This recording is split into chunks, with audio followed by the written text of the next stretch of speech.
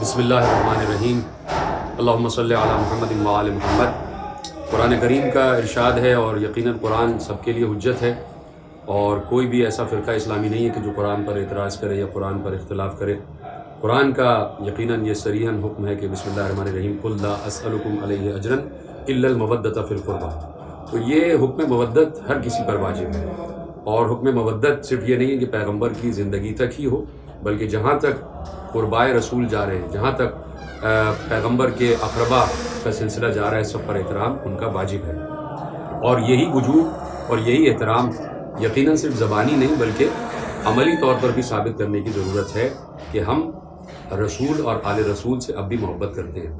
تو جس طریقے سے شعائر اللہ کی ہم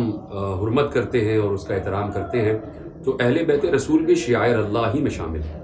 مثلاً کعبہ ہے، کعبہ جو ہے وہ ایک اینٹ اور گارے سے بنی ہوئی عمارت ہے، لیکن چونکہ نسبت ہے پروردگار عالم سے، تو کعبے کا احترام، کعبے کی عمارت کا احترام، کعبے کی اینٹ اور پتھر کا احترام بھی واجب ہے۔ یعنی یہ نہیں کہا جا سکتا کہ جیسے بت پرستی ہوتی تھی تو وہ بت بھی پتھر کے ہوتے تھے تو کعبہ بھی پتھر کا ہے تو اس کو توڑ دینا چاہیے، ایسا نہیں ہے۔ چونکہ نسبت ہے پروردگار عالم سے تو اس لیے کعبے کا احترام واجب ہے، چاہے وہ دنیا ہی کے لوگوں کے ہاتھوں سے بنی ہوئی عمارت کیوں نہ ہو۔ اسی طریقے سے روضہ رسول ہے، اور اسی طریقے سے رسول اللہ کے اقربا کے روضے ہیں۔ رسول اللہ کی بیٹی کا روضہ ہے۔ رسول اللہ نے جس بیٹی کی طرف رخ کر کے اشارہ کیا کہ میرے قربا میں، یقیناً قربا جو لفظ ہے الا المودۃ فی القربہ، اگر لغت میں دیکھا جائے تو قربا کا صیغہ جو ہے وہ مؤنث واحد کا ہے، یعنی ایک بیٹی سے مودت کی جائے۔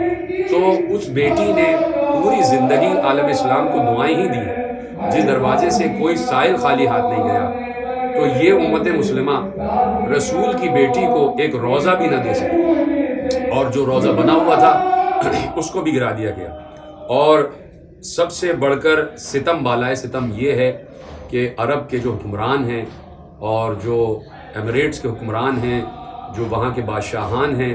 ان کی قبریں آج تک سلامت ہیں۔ ان پر دنیا کے پریزیڈنٹس جاتے ہیں، وہاں جا کے فاتحہ خوانی کرتے ہیں، وہاں پھول چڑھاتے ہیں۔ یعنی دنیا کے بادشاہوں کی قبروں کو مسمار نہیں کیا گیا، لیکن جو کونین کا بادشاہ ہے اس کی بیٹی کی قبر کو مسمار کر دیا گیا۔ اس بیٹی کے بیٹے، 4 بیٹے، ان بیٹوں کی قبر کو بھی مسمار کر دیا گیا۔ جنت المعلیٰ میں خدیجہ الکبریٰ سلام اللہ علیہا، جو ام المؤمنین سب سے پہلی ہیں، ان کے روضے کو مسمار کیا گیا۔ تو یہ ایک احتجاجی کیفیت ضروری ہے تاکہ ہم دنیا کو بتائیں کہ مسلمان کتنا دعویٰ کرتے ہیں اور دعوے پر کتنا عمل کرتے ہیں، اور ہم یقیناً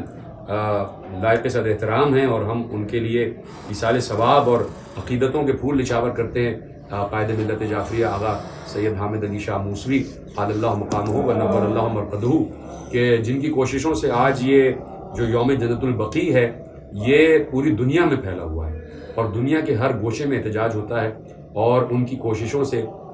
یہ بات عالمی سربراہوں تک پہنچ گئی ہے کہ مسلمانوں نے اپنے رسول کا احترام کیا، نہ رسول کی بیٹی کا احترام کیا۔ تو ہم سمجھتے ہیں کہ اس دن کو